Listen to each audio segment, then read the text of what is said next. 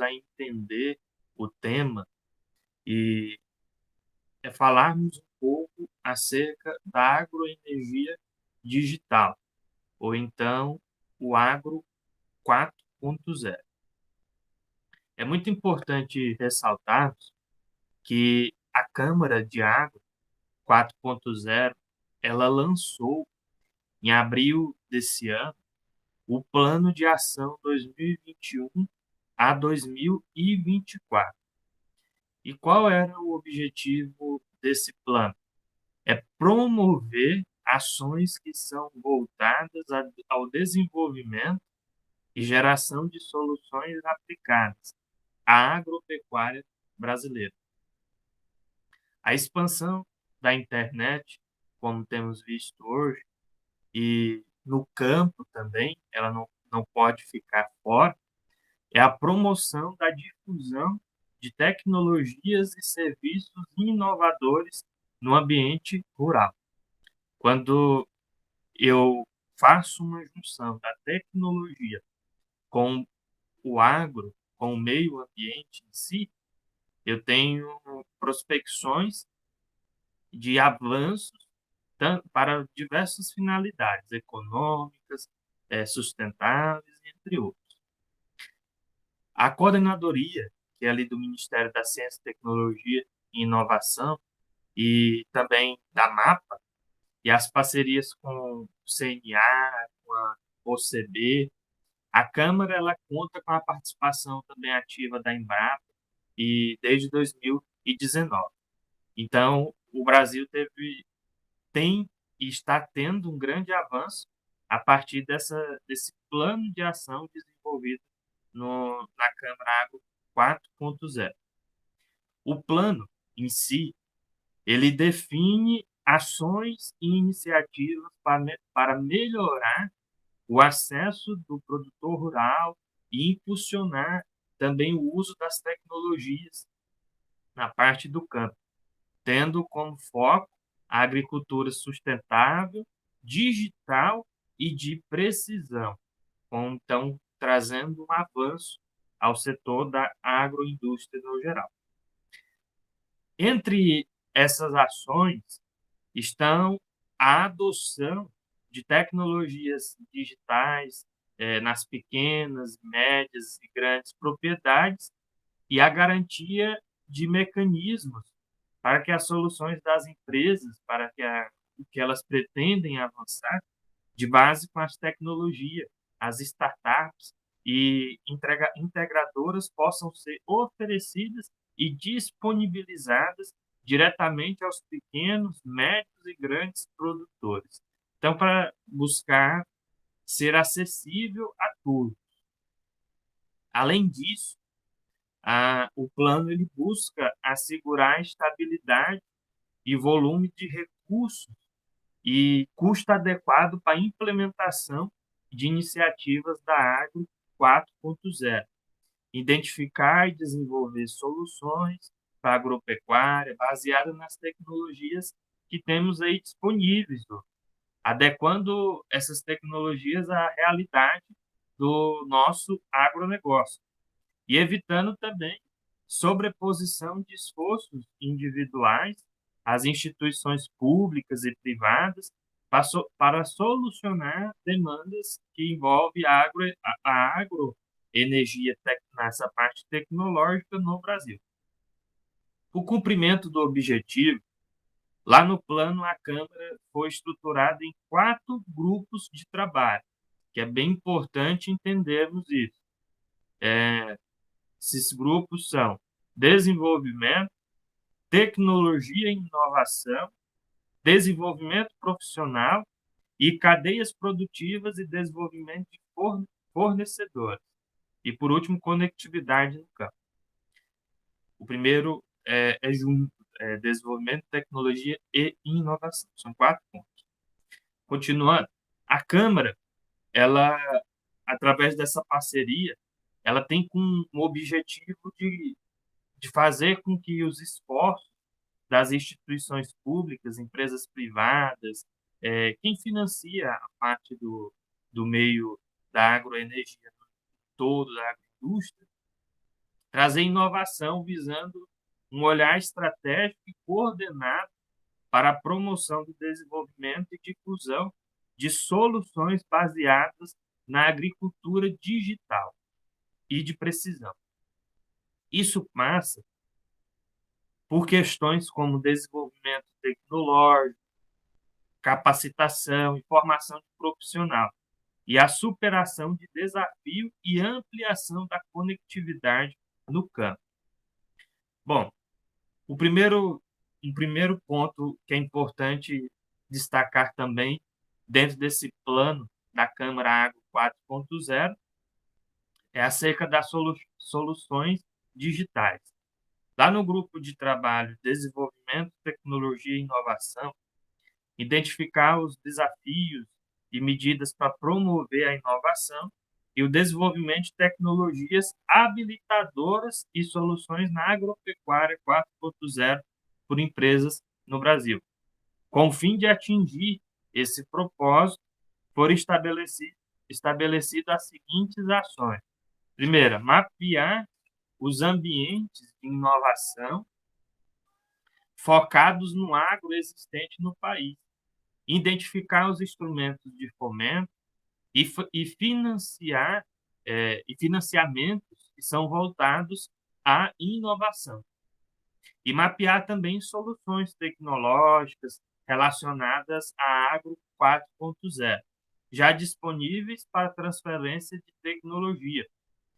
O grupo de trabalho que envolve cadeias produtivas e desenvolvimento de fornecedores, ele desenvolve ações no sentido de identificar o perfil do pequeno, médio produtor em relação à adoção de tecnologias digitais, identificando e propondo soluções para os gargalos na cadeia produtiva e ainda promover uma maior integração entre os elos das cadeias produtivas, visando agregar valor e uma rastreabilidade da produção, com o intuito de organizar a atuação das diversas instituições que integram os grupos de trabalho. Os representantes também foram distribuídos em subgrupos, né, conforme está lá no plano. E a ideia desses subgrupos é dividir a temática de certificações de cadeias com base principalmente nas demandas dos consumidores por alimentos mais saudáveis e tecnologias inovadoras, como questão da criptografia para rastreabilidade de produtos agrícolas.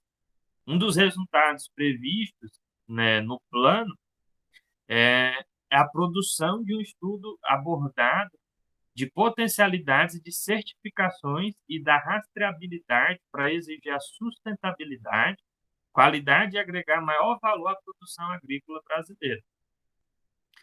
Essas discussões elas vêm sendo muito frutíferas e porque permitem ouvir todos os envolvidos, sejam os representantes das cadeias de produção animal e vegetal, associações, as empresas, confederações, startups, desenvolvedores de sistemas, pesquisadores e os produtores num todo.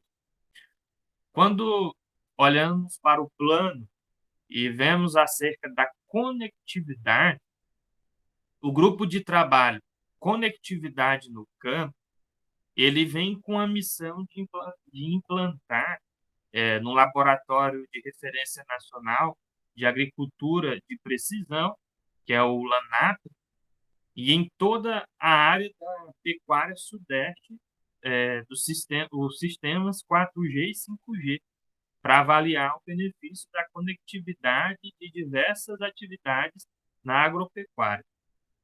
A conectividade, ela sendo robusta e veloz nas áreas experimentais, ela integrará uma grande diversidade de experimentos que utilizam imagens aéreas, dispositivos, sensores, e esse grande e diverso volume de dados a serem coletados, eles permitirão análise e diagnósticos mais precisas do complexo do ambiente da produção agropecuária. Então, por isso que é muito importante. No outro ponto, que é o desenvolvimento profissional, o grupo de trabalho ele tem como objetivo mapear e organizar a oferta de formação profissional vinculada às propriedades da Agro 4.0. E o grupo de trabalho também, ele está com foco de identificar conteúdos de cursos, né? Assim como é o nosso aqui, que estamos em desenvolvimento. Um ponto também importante para nós destacarmos, como vocês estão vendo aí, o mundo, desde a Segunda Guerra Mundial até na Primeira, em alguns pequenos episódios, ele desenvolve agendas principalmente ali que são fomentadas pelas organizações internacionais, como a ONU. E eu quero chamar a atenção nesse trabalho em específico para a Agenda 2030, que já está em implemento e cumprimento até 2030. E aí vocês estão vendo os 17 objetivos gerais da Agenda 2030 e na qual, quando eu olho lá para o plano que falamos atrás, o plano da Agro 4.0, se eu olhar para dentro dos 17 tópicos da Agenda 2030, eu vou ver que ele se enquadra em diversos tópicos, ou se não quase todos. Então, por isso que ele é muito importante de ser posto em prática e observado hoje por todos os meios, para envolver a agricultura, a agroenergia, a agroindústria, envolver isso com todos os diversos ramos. Exemplos que eu dou para vocês é a meta 7, que fala da energia acessível e limpa.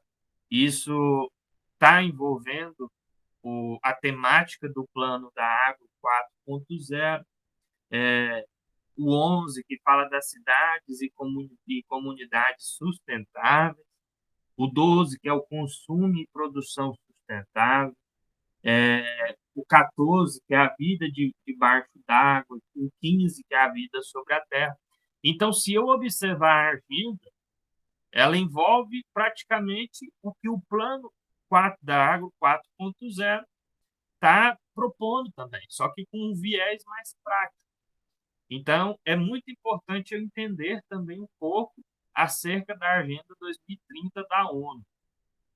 Em setembro de 2015, para vocês entenderem como começou e constituiu essa agenda, os representantes dos 193 Estados-membros da ONU se reuniram lá em Nova York e reconheceram a erradicação da pobreza em todas as suas formas e dimensões, incluindo a pobreza extrema.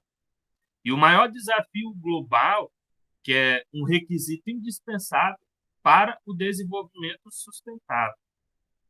Ao adotarem o documento, Transformando o Nosso Mundo, a Agenda 2030 para o Desenvolvimento Sustentável, os países eles se comprometeram a tomar medidas ousadas e transformadoras para promover o desenvolvimento sustentável nos próximos 15 anos, sem deixar ninguém para trás.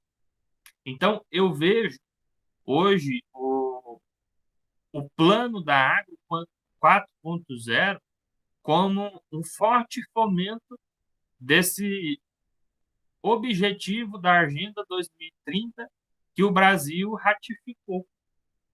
E, assim como temos visto hoje, o Supremo Tribunal Federal faz alguns julgamentos que envolvem também a Agenda 2030, inclusive destaca na capa dos autos acerca dessa agenda.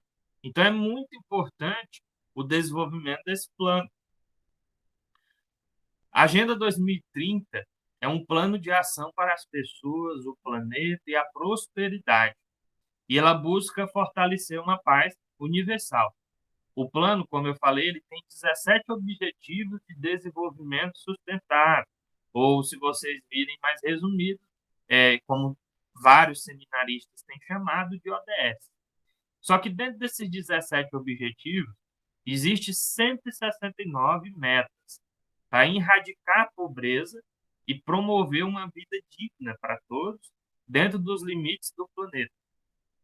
São objetivos e metas claras para que todos os países adotem de acordo com as suas propriedades, com as suas próprias prioridades e atuem no espírito de uma parceria global que orienta as escolhas necessárias para melhorar a vida das pessoas agora e no futuro.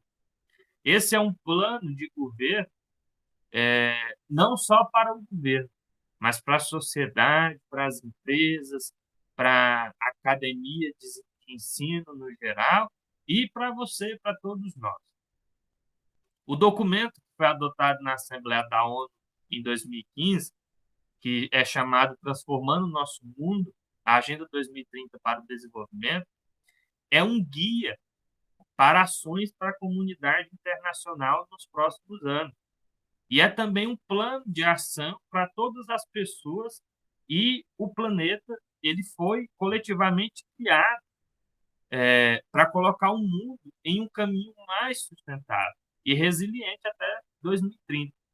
Então, a Agenda 2030 ela é uma declaração nessas 17 ODS que vocês estão vendo aí, e dentro das suas 169 metas.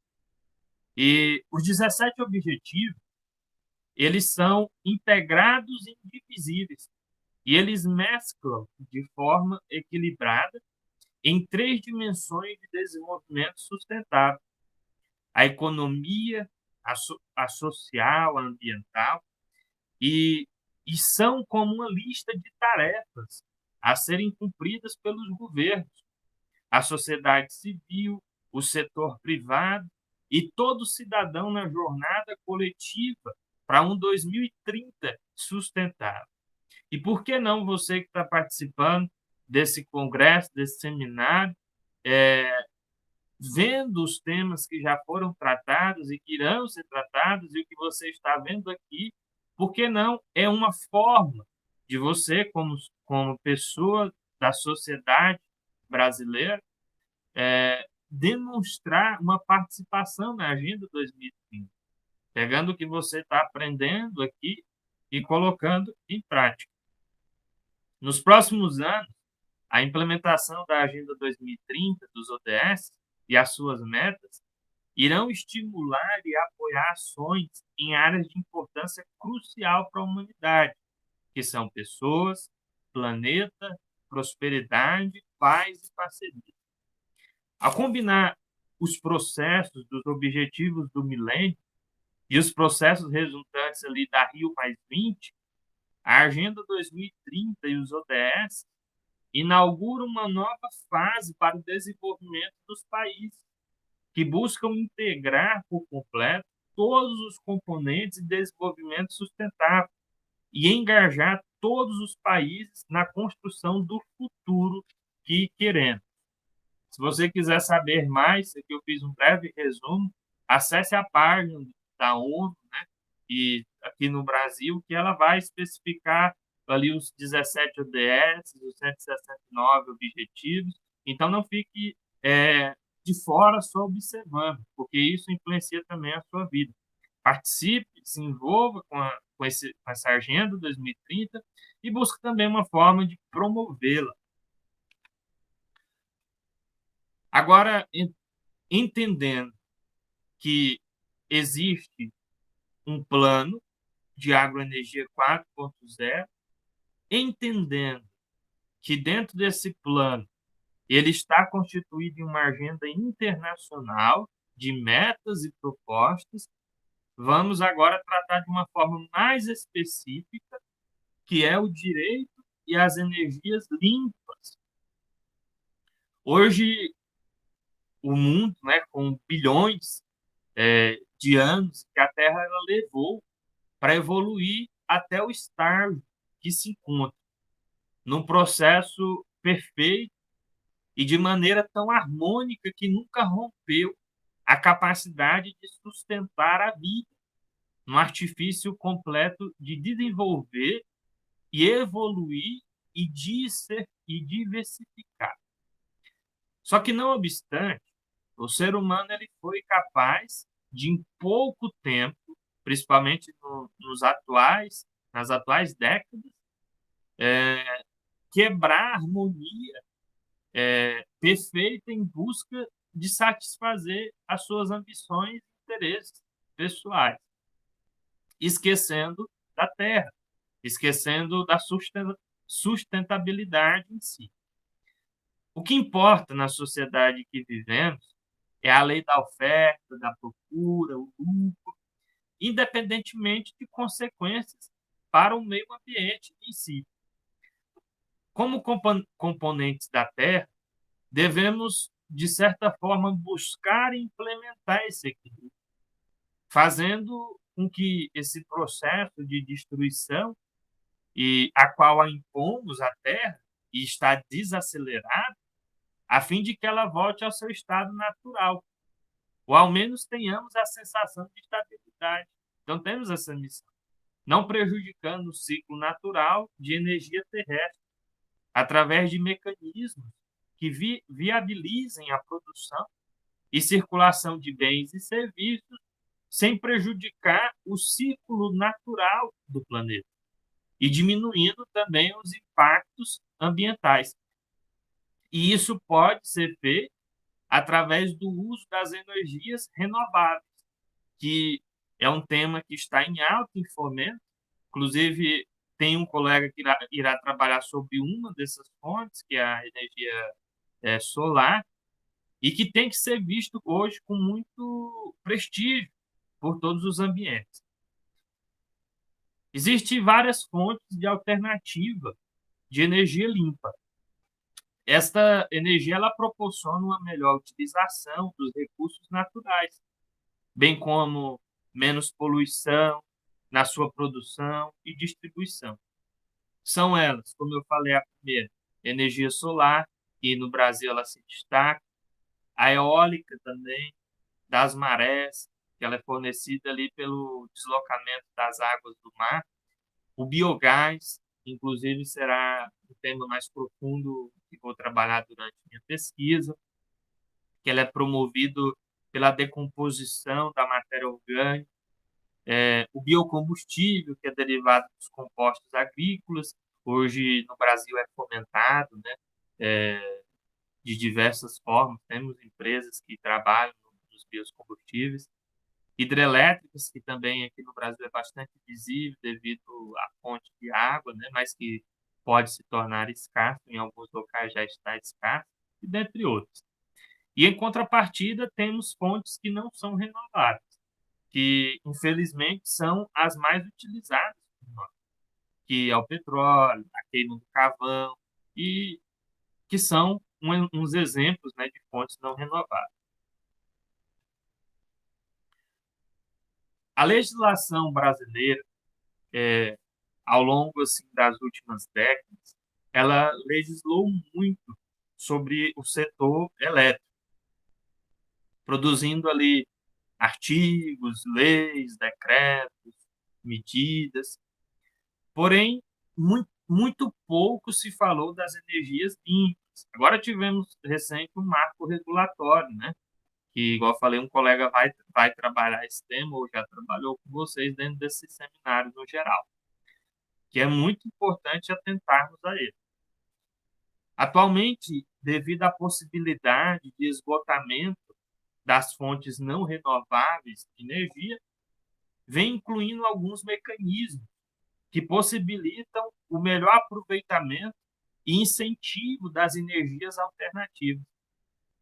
Uma dessas leis é a que dispõe sobre o programa de incentivo de fontes alternativas de energia elétrica, que ele vem ali da medida provisória 14 de 2001, que foi transformado na Lei 10.438, que tem como objetivo de aumentar a participação da energia elétrica produzida por empresas que utilizam na sua produção fonte eólica, biomassa, pequenas hidrelétricas e o SIN, né, que é o Sistema Elétrico Integrado Nacional.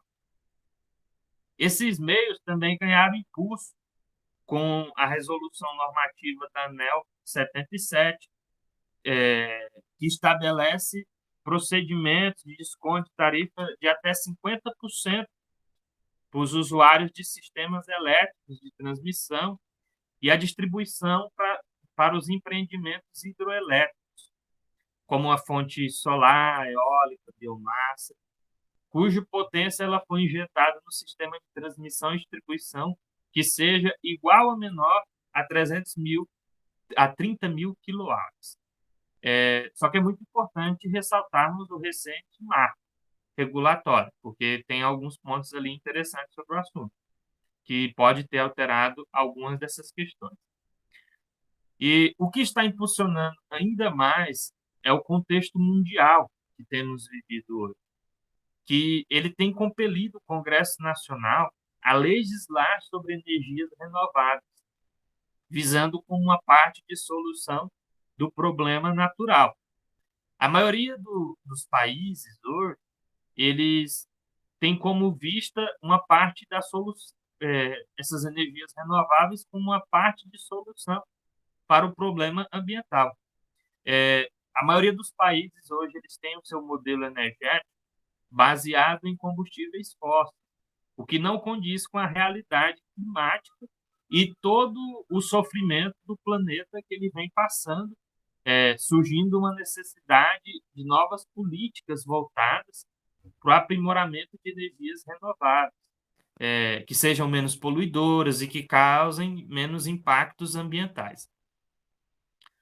Com o aproveitamento dos recursos renováveis que temos para a produção de energia limpa, possibilita-se a concretização dos direitos e garantias previstos ali no artigo 225 da Constituição Federal, pois torna-se possível a preservação do meio ambiente e as presentes e futuras gerações. Eu dou um exemplo para vocês. Quando o Estado de São Paulo ele criou uma lei sobre energia solar, a Lei 14.459, que tornou ali obrigatória a instalação dos sistemas de aquecimento de água por meio do uso de energia solar nas novas edificações da cidade. Inclusive, eu destaco que isso foi um plano dentro das casas populares, né, que já tivemos aí em anos anteriores, que quando se entregava as casinhas populares também, muitas delas vinham com esse sistema de aquecimento de água por meio da energia solar. Isso é interessante porque o Estado ele também pode legislar sobre energia como forma suplementar da União, né? Já em relação a outras energias, o Estado, a outros estados, é necessário fazer uma legislação sobre o assunto. A maioria das leis sobre energias renováveis, e tem agora o marco regulatório atual, ainda estão em tramitação ou em projeto de lei. Ainda tem muita lei em tramitação, apesar desse avanço que tivemos através do marco, que eu não sei se é tanto avanço assim, porque tem muitas restrições. Exemplo é a Política Nacional de Energias Alternativas. Bom, e o que é essas energias alternativas? Várias são as fontes dessa energia limpa que proporcionam uma melhor utilização dos recursos naturais, trazendo menos poluição e a sua produção e distribuição. Como eu falei, solar, eólica, das marés, biogás, entre outros. A energia solar, falando bem rapidamente, sucintamente, porque vai ter um trabalho específico sobre isso, é produzida através dos raios de sol e transformada em eletricidade por meio da sua célula fotovoltaica. E é fonte inesgotável de energia, além do poder de chegar a locais remotos. E aqui em Tocantins, vemos isso de uma forma veemente. Contudo, sua produção é interrompida e à noite diminui e também nos dias de chuva. Esses são os problemas que se envolvem em questão da energia solar. A energia hidrelétrica é, é proveniente da queda de água represada. É a mais utilizada no Brasil hoje, né? Ainda é a mais utilizada no Brasil e no mundo. E devido aos grandes mananciais de água, né, que temos hoje. Só que é importante ressaltar, como vocês têm visto, principalmente em São Paulo, né, que enfrenta vários desabastecimentos, outros locais que possuem hidrelétricas que os rios estão embaixo, que a falta de chuva ela causa um déficit e na oferta de energia elétrica. A energia eólica, que também se vê no Brasil, mas não com tanto fomento, é fornecida pelo movimento do vento e que faz girar as pás, que são gigantescas, né, grandes, uma turbina eólica que aciona um gerador produzindo uma corrente elétrica e é fonte inesgotável de energia. Abastece locais onde normalmente a rede elétrica não chega. No entanto, produz uma poluição visual e às vezes sonoras e a questão da morte de pássaros, né? Todas elas têm suas vantagens e algumas umas pequenas desvantagens. O biogás, e ele é formado ali pela transformação do lixo orgânico, do excremento animal, resto de alimentos. E esses elementos eles são fermentados por bactérias no biodigestor, formando uma massa gasosa, liberando gás e adubo, e proporciona um fim ecológico para o lixo orgânico e geram fertilizantes. O maior problema desse tipo de energia é que o gás é difícil armazenar, né? Esse é o problema da questão do biogás. Os biocombustíveis, que são o etanol e o biodiesel, produzido para veículos, a partir da produção agrícola de casca, galhos, folha de árvores, que sofre um processo físico-químico, que no Tocantins eu creio que tem muito trabalho através da mamona, né? É substituto diretamente do petróleo. Contudo, a produção da matéria-prima ocupa terras dedicadas ao plantio de alimentos. Esse é o problema acerca dos biocombustíveis. A energia das marés é produzida por meio as águas do mar, que movimentam uma turbina, que por sua vez aciona um gerador de eletricidade, porém ainda não existe tecnologia para a exploração comercial. É fonte de energia abundante, mas como é produzida pela diferença de nível das marés ao longo do seu dia, o seu deslocamento deve ser pelo menos 5 metros, o que torna a produção irregular devido ao ciclo da maré. A energia do hidrogênio, que também é sustentável, que é um gás sem odor, invisível e abundante na natureza. Não agride o meio ambiente e tem mais eficiência do que os combustíveis tradicionais. No entanto, qual que é o problema dele? É que os custos da gasolina são baixos em relação ao do hidrogênio, inviabilizando maiores investimentos, dentre de outros tipos de energia. E é de menor proporção, mas de alta relevância para a proteção do meio ambiente. Então, a combinação desses princípios de reciclagem, descentralização e conservação de energia como mecanismo de democratização, é, avaliando ali a questão dos impactos ambientais, as opções energéticas menos agressivas, ela promove mudanças substanciais na matriz energética e na economia global de energia, garantindo um amplo acesso de energia às populações e, simultaneamente, menor impacto nas florestas, no efeito estufa, na redução do lixo atômico e na conservação dos recursos hídricos. Apenas a escolha de um novo modelo alternativo de energia não é capaz de proporcionar a redução de toda a poluição. Há necessidade de políticas públicas voltadas para o estudo da viabilidade de cada projeto, faltando uma análise que defina qual se insere melhor em determinado microsistema e qual será beneficiado pela produção dessa energia. Deve-se também avaliar se determinado tipo de produção de energia é realmente mais viável a ser utilizado em diferentes tipos de situação, pois a nossa matriz energética ela é irracional e não planejada e desperdiçadora.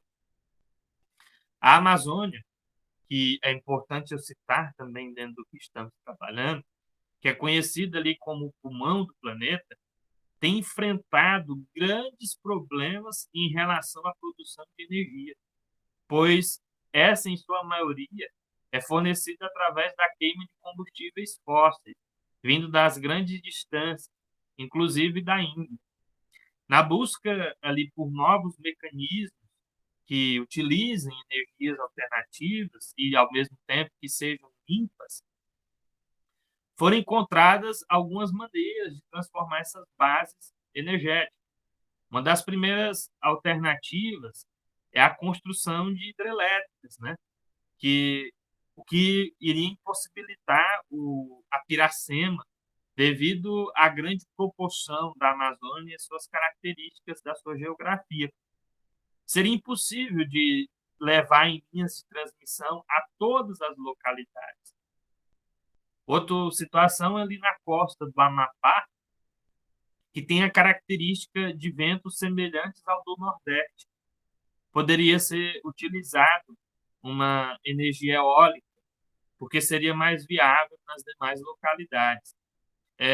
Devido à grande incidência da radiação solar, seria outro tipo também viável de produção de energia, principalmente nas pequenas cidades, buscando alternativas mais viáveis para cada vilarejo, analisando cada uma das características peculiares de cada região. Só assim poderíamos viabilizar um desenvolvimento sustentável, tanto na região amazônica, mas também em todo o Brasil. Então, busca-se um ambiente menos poluído e menos degradado. Só que isso não quer dizer que temos que acabar com o consumo, mas que temos que ter um consumo consciente, através dos meios que possibilitem um melhor aproveitamento dos recursos abundantes e renováveis. Isso pode ser feito no caso de troca de fontes de energia não renováveis por energias renováveis. Com isso, continuamos consumindo, porém de forma consciente, poluindo menos e menos do que fôssemos usar de fontes de energias produzidas através da queima de subprodutos do petróleo. Por fim, para encerrar minha fala, vejo que se tem a necessidade de uma preservação eficaz dos recursos naturais, bem como de energia para mover a sociedade. E, para isso, torna-se essencial a busca de novos modelos de energia renovável, novo comportamento de consumo, mudança de visão acerca dos recursos naturais, dentre outra de fundamental importância para uma vida equilibrada. Posturas estas que vão de encontro com a cultura que vigora na nossa sociedade. O poder público em si, ele deve criar mecanismos através da lei que sejam mais eficazes para a criação de políticas públicas que sejam voltadas às fontes de energias alternativas. Inclusive, vai ser tema de todo o meu trabalho proposto. Assim, deve-se procurar fontes alternativas para ganharmos qualidade ambiental, como forma de crescer economicamente e gerar empregos e dentre tantos outros benefícios. Que isso tudo de forma integrada, ganhamos ainda mais, pois temos uma eficiência na nossa matriz energética. Energias limpas, elas trazem desenvolvimento e elas devem ser pensadas de maneira conjunta por todos. A nossa Constituição Federal, ela nos garante o direito a um meio ambiente equilibrado e uma vida saudável para as presentes e futuras gerações. Só com melhor aproveitamento dos recursos seremos capazes de preservar a natureza.